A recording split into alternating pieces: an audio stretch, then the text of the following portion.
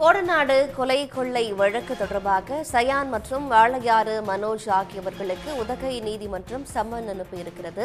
விவரங்களோடு செய்தியாளர் சிவசாமி இணைகிறார். சிவசாமி, இது தொடர்பாக நீதிமன்றம் தரப்பில் அனுப்பப்பட்டிருக்கிற சம்மன்ல என்ன குறிப்பிடப்பட்டிருக்கு, விவரம் என்ன? கோத்தகிரி அருகே இருக்கக்கூடிய கொடநாடு பங்களாவில் கடந்த 2017ஆம் ஆண்டு கொலை மற்றும் கொள்ளை சம்பவம் நடைபெற்றது. இந்த சம்பவத்திற்கு ஜெயலலிதாவின் முன்னாள் கார் ஓட்டுநர் கனகராஜும் அவருடன் சேர்ந்து கேரளாவைச் சேர்ந்த சயான், வாளையார் மனோஜ், தீபு, சதீசன், ஜம்ஷீர் அலி உள்ளிட்ட 10 பேரும் இணைந்து மொத்தம் 11 பேர் ஈடுபட்டது தெரிய வந்தது. குறிப்பாக இந்த சம்பவமானது 2017ஆம் ஆண்டு ஏப்ரல் மாதம் 23ஆம் தேதி நள்ளிரவு நடைபெற்றது. அந்த ஏப்ரல் மாதம் இந்த சம்பவம் நடைபெறுவதற்கு முன்னதாகவே அன்றைய தினம் கேரளாவிலிருந்து சயான், வாளையார் மனோஜ், தீபு, சதீசன் உள்ளிட்ட 10 பேர் உதகையில் இருக்கக்கூடிய உதகைக்கு வந்து உதகையில் உள்ள மத்திய பேருந்து நிலையம் அருகே இருக்கக்கூடிய ஒரு தனியார் காட்டேஜில் ரூம் அறை எடுத்து அங்கு தங்கி இருக்கிறார்கள். அன்று மாலை வரை அவர்கள் அங்கிருந்து தங்கி அந்த கொள்ளை அடிப்பதற்கான திட்டமிட்டு இருக்கிறார்கள். அதன் பின்புதான் அன்று இரவு சென்று கோடநாடு பங்களாவில் இந்த கொலை மற்றும் கொள்ளை சம்பவம் அரங்கை ஏற்றிவிட்டு தப்பினர்.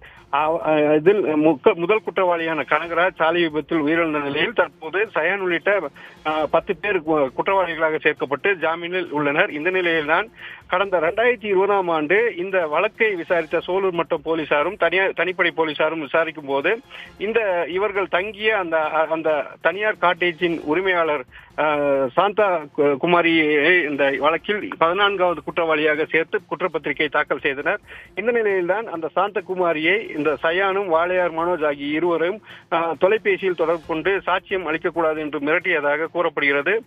இவர்கள் விடுத்த மிரட்டலை அடுத்து அந்த தனியார் காட்டேஜ் உரிமையாளர் சாந்தகுமாரி உதகையில் இருக்கக்கூடிய B1 காவல் நிலையத்தில் 2020ஆம் ஆண்டு புகார் ஒன்றை அளித்தார். அதன் பேரில் இவர்கள் இருவர் மீதும் வழக்கு பதிவு செய்யப்பட்டு அந்த வழக்கு விசாரணையானது உதகையில் இருக்கக்கூடிய நீதித்துறை நடுவர் நீதிமன்றத்தில் நடைபெற்று வருகிறது.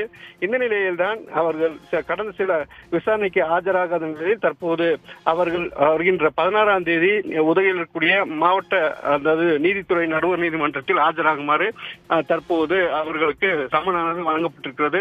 குறிப்பாக இன்றைய தினம் உதகையில் இருக்கக்கூடிய மாவட்ட நீதிமன்றத்தில் கோடநாடு கொலை கொள்ளை வழக்கு விசாரணை வந்தபோது அதில் ஆஜராகுவதற்கு வந்த வாளையார் மனோஜிற்கு B1 காவல்துறையினர் நேரடியாகவே சம்மன் வழங்கினார்.